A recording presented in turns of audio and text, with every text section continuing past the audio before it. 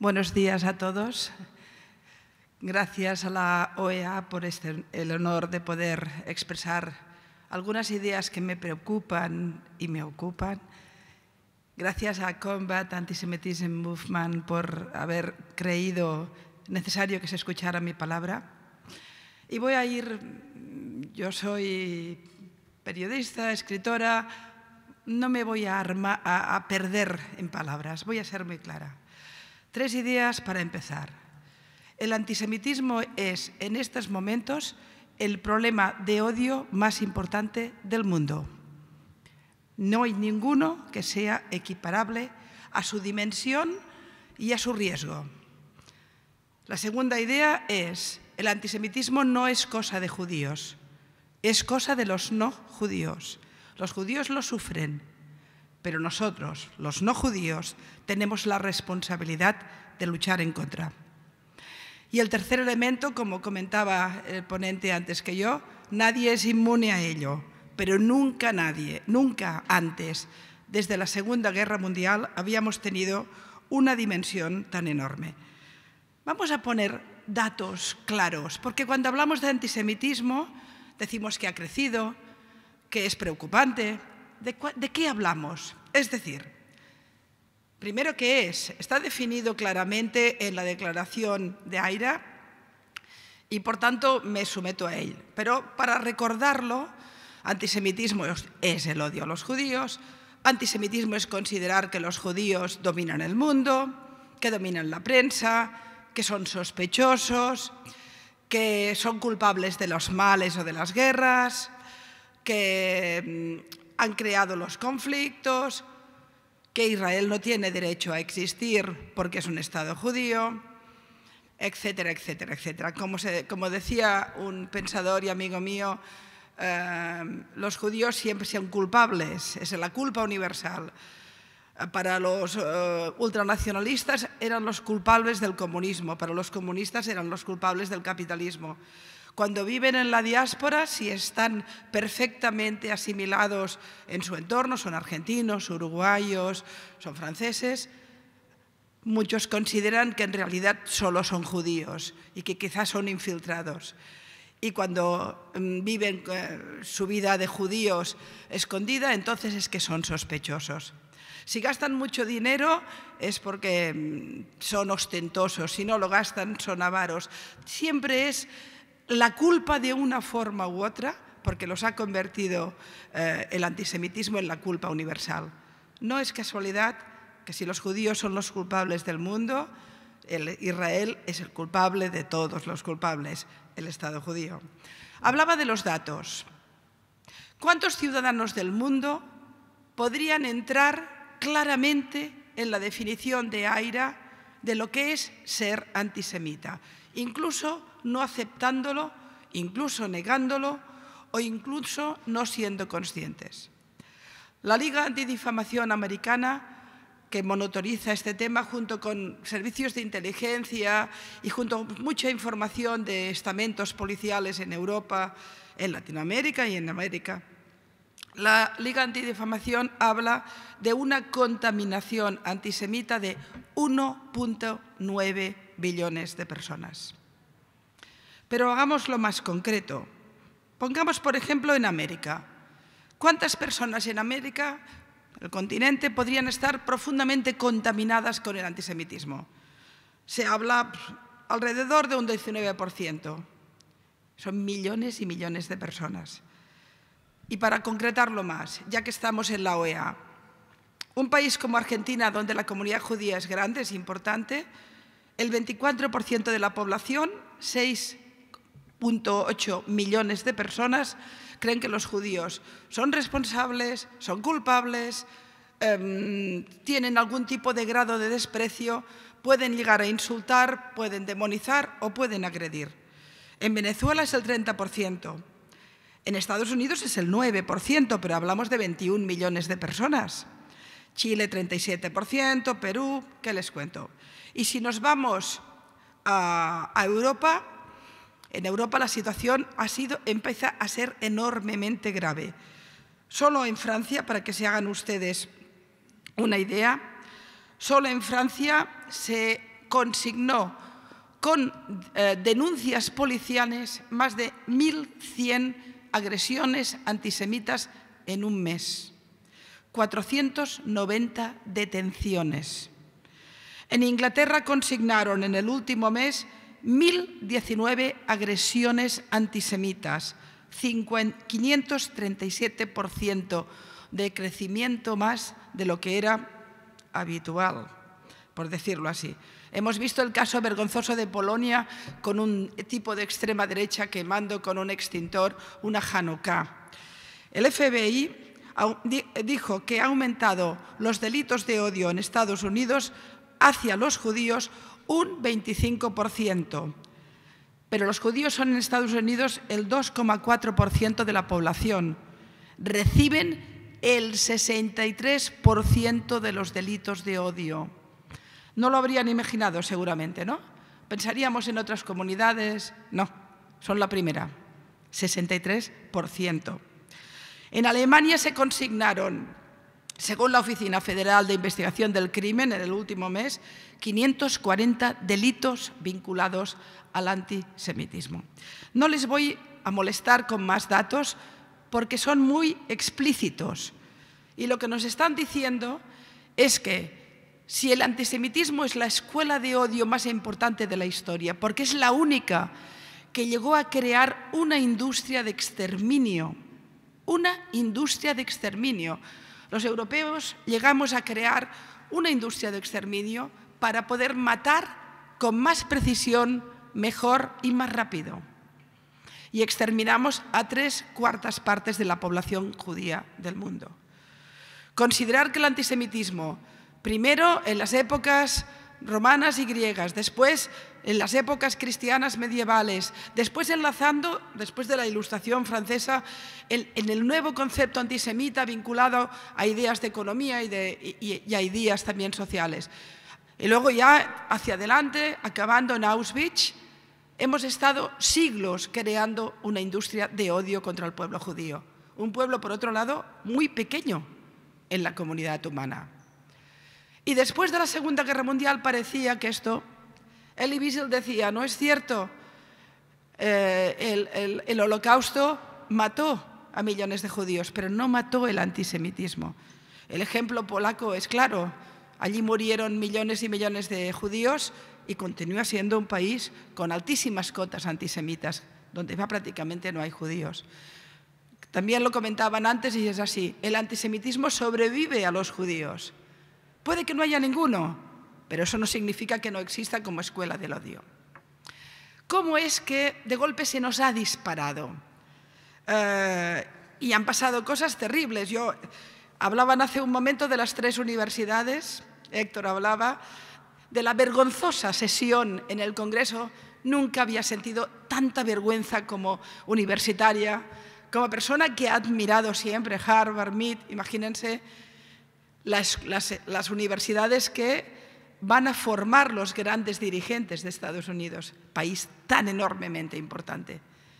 Y ver esa sesión me horrorizó, porque lo peor no era la falta de responsabilidad que demostraban las rectoras de esas universidades, sino la enorme banalización que hacían de un delito de odio. Ese era el tema de fondo, el grave. Pero claro, depende context, eso del contexto es una de las barbaridades más serias que he escuchado, y he escuchado muchos en lo que sería toda la retórica antisemita. Sí, aunque no lo sepa, la rectora de la Universidad de Pensilvania estaba haciendo un discurso, en ese momento claramente antisemita. Defender el genocidio de los judíos no tiene contexto, no lo tiene, es odio, punto, no hay más. Ninguna universidad decente puede considerar que eso dependa del contexto o que sea una libertad de pensamiento, de opinión. Pero es que la Universidad de Pensilvania invitaron a Roger Waters a hablar. ¿Para qué? ¿Para cantar? Porque además de cantar el Señor, ¿de qué habla? Es hoy por hoy uno de los grandes referentes de odio contra el pueblo judío. Lo invitan en una universidad. Y podemos continuar. ¿Qué ocurre con las grandes operadoras? ¿Saben ustedes, por ejemplo, que la carta que Bin Laden escribió a Estados Unidos hace décadas, muchísimo tiempo, con una cantidad enorme de tópicos antisemitas clásicos, desde los protocolos de los sabios de Sion a prácticamente el Mein Kampf, estaba todo allí? Pues ha aumentado la exposición, la viralización solo en TikTok de la carta de Bin Laden 1800%. Solo 41 vídeos dedicados a esa carta han conseguido llegar a 6,9 millones de personas.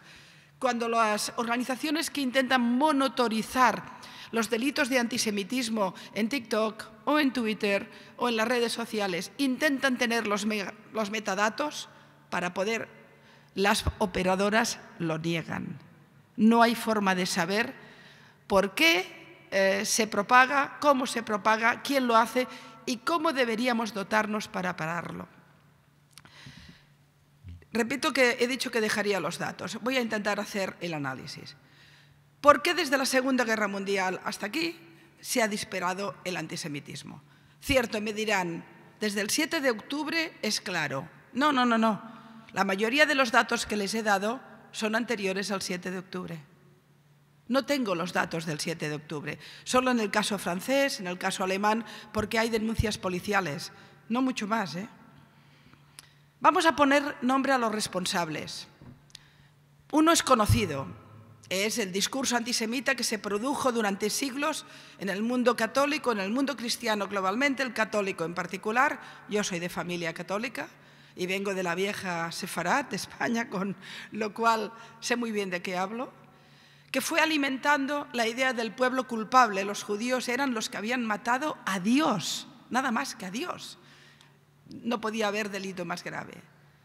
Pero después de ese proceso antisemita clásico, que con Juan XXIII cambió de paradigma, por suerte, y después de los discursos típicos de la extrema derecha, lo que ha alimentado el discurso antisemita desde los tiempos de Stalin es la izquierda. Y se lo dice a alguien que ha militado siempre en la izquierda. Movimientos de izquierda, organizaciones de izquierda, partidos de izquierdas que primero empezaron a alimentar el discurso de Israel como el país rico, colonizador, blanco, opresor de pobres, personas étnicamente no blancas, desgraciadas, colonizadas. Es decir, la idea, en paralelo al concepto de Estados Unidos como un país también imperial, colonizador, pero Israel en el centro fundamental. Décadas y décadas y décadas de profesores universitarios en mi propia universidad y en cualquier universidad, décadas y décadas demonizando y criminalizando a Israel, no sale gratis. Lo que ahora nos está ocurriendo viene de lejos. Por supuesto hay que criticar a Israel y a cualquier país, evidentemente, pero los límites entre criticar una acción de gobierno que no estés de acuerdo o una concepción no tienen nada que ver con la demonización permanente, la permanente criminalización y la culpabilización de todo lo que pasa en Oriente Medio a Israel, al que se le niega a menudo el derecho a la existencia y el derecho a la defensa. Hoy mismo me ha entrevistado una televisión española, antes de entrar. Me entrevistaban para un tema local de mi país. Hay un poco de lío político allí. Y yo he comentado que estaba hoy en la OEA y que tenía el honor de hablar de antisemitismo. Solo he hablado de antisemitismo.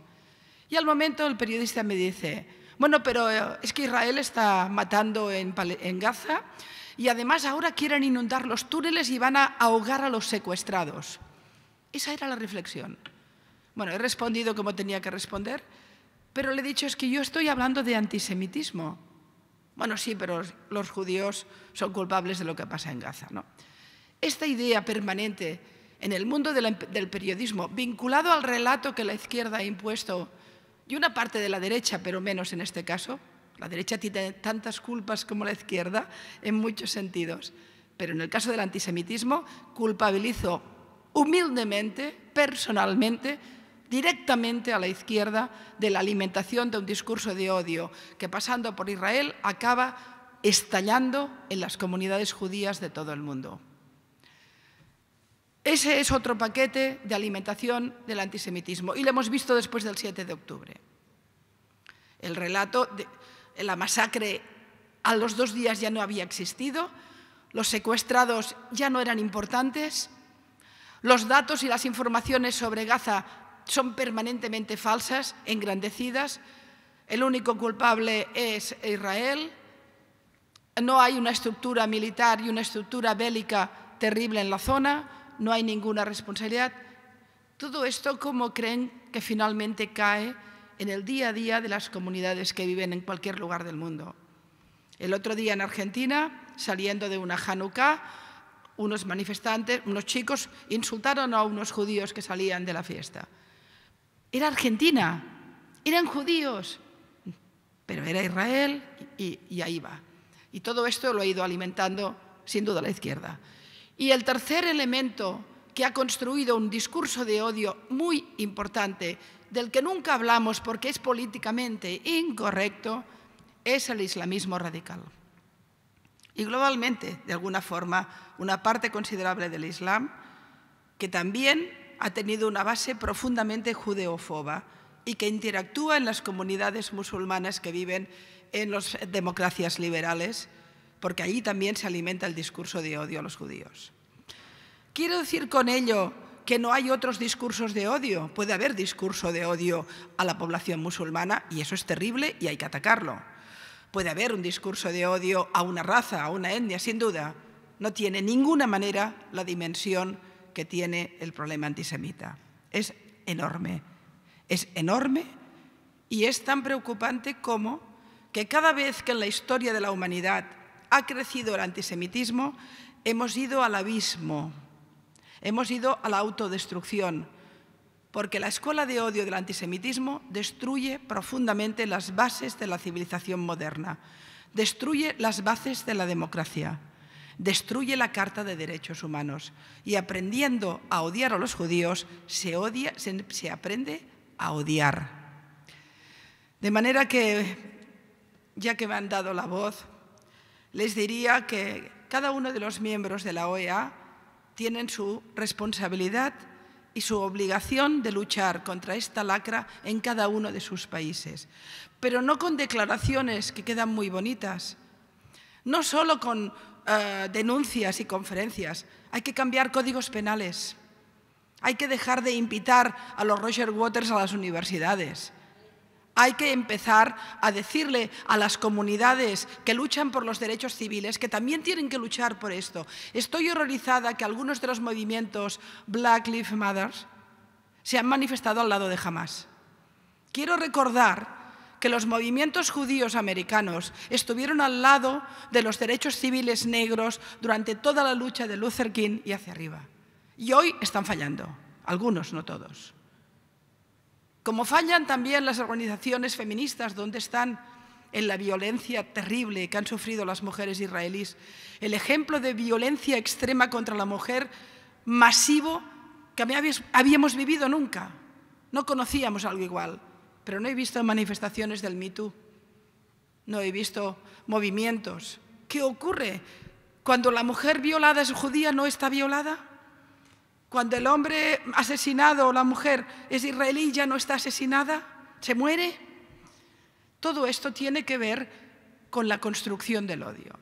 Estamos fallando en el relato público, están fallando los periodistas, están fallando las rectoras de la universidad, están fallando nuestros responsables políticos que lo ven como algo lejano, que no es preocupante, que no es primera línea. Esto es primera línea. Esto, repito, es sin ninguna duda el conflicto de odio más grande que tenemos en el siglo XXI. Y como hicimos en otros tiempos, parece que nos preocupa poco, quizá aquí un poco más, quizá en Combat todo. Nos preocupa poco, nos ocupa menos. Nos iremos de aquí y no lo vamos a vivir. Cuando salgamos de esta sala, aquí en Estados Unidos, va a haber actos de antisemitismo. Va a haberlos. No los veremos en la prensa, no los veremos. Va a haber un relato de odio cuando se hable del tema israelí y siempre nunca balanceado. Todo esto no lo vamos a notar, pero va a persistir, va a persistir, va a persistir.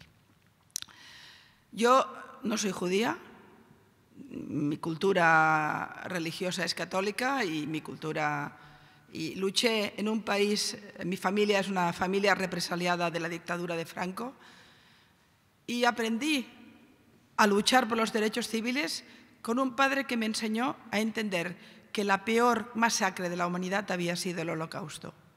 Esa fue mi escuela de amor a la democracia y mi escuela de amor y compromiso a los derechos civiles.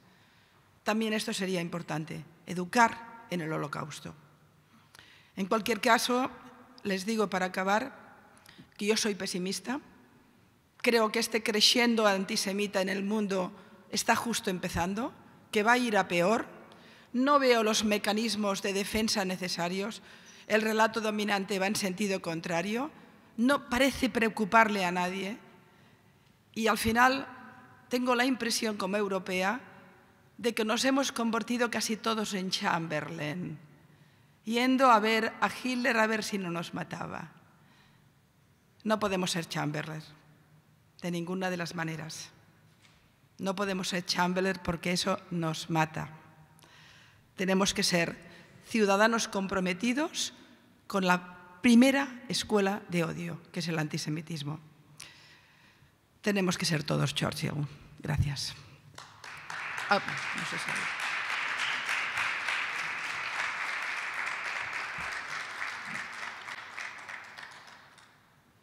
No sé si hay alguna pregunta. Sí, si no... If there are any questions for Pilar, I can bring you the microphone.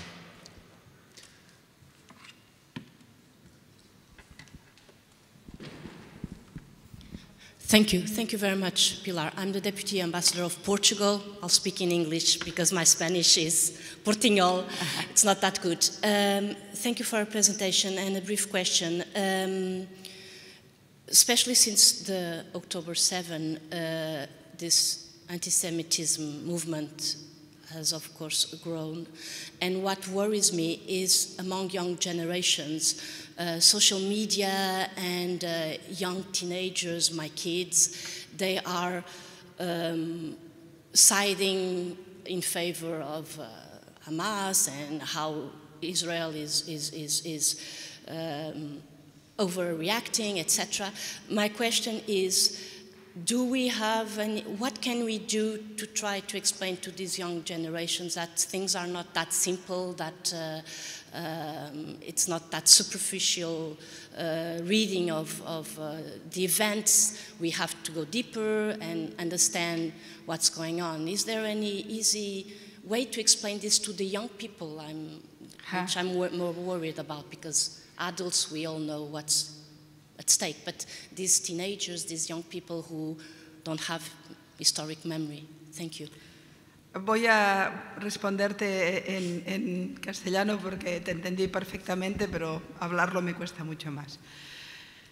Evidentemente, como madre, estoy muy preocupada por los jóvenes, porque además reciben todo el discurso de odio de las redes sociales, lo asumen y creen que están defendiendo valores positivos atacando a Israel o incluso atacando a los judíos. Este es uno de los dramas que tenemos, que muchas personas buenas, decentes, democráticas, se manifiestan y sacan una bandera de Hamas porque creen que es lo correcto.